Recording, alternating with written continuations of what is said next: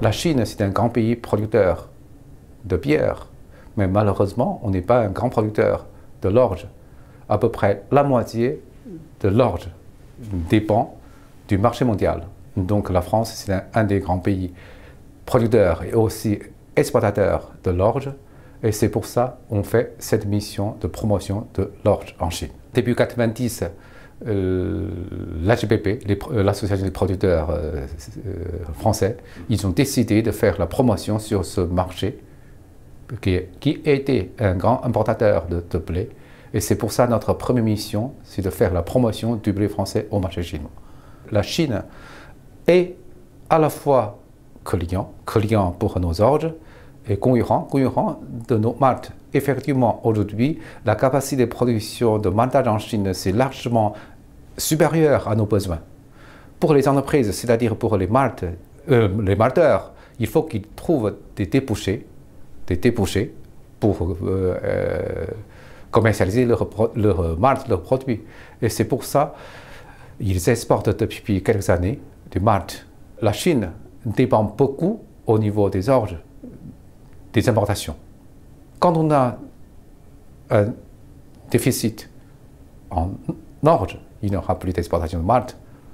Peut-être ça ne va pas durer longtemps l'exportation du malt vers les autres pays.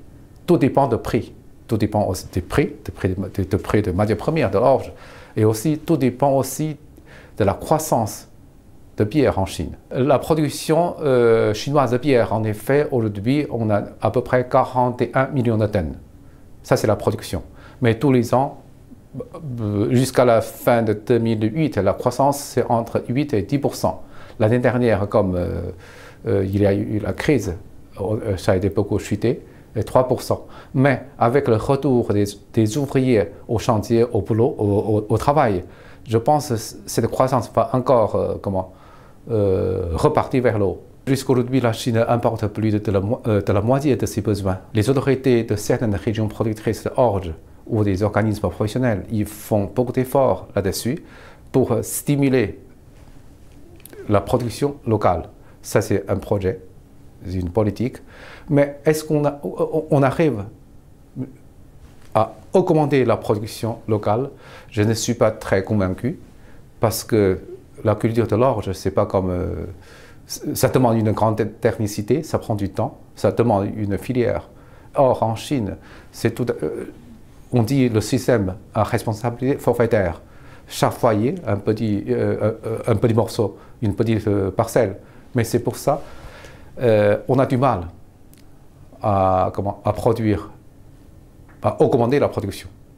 Depuis une dizaine d'années, la France exportait des orges, mais quelquefois c'est très très volatile.